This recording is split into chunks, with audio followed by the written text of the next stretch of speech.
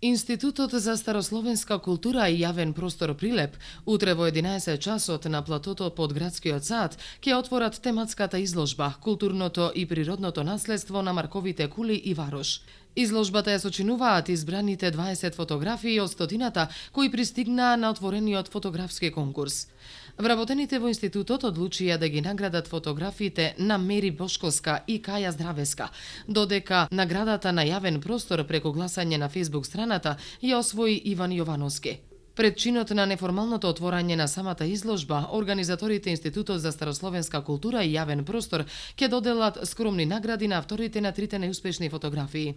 Организаторите 20 селектирани фотографии со мотиви од Маркови кули ќе ги постават на панели во голем формат и сите прилепчани утре ќе можат да ги видат изложени под градскиот сад од 11 до 16 часот, а потоа панелите со фотографиите ќе бидат преместени на изложбена поставка во Центарот за култура Марко Цепенков, која ќе биде отворена до 11 октомври.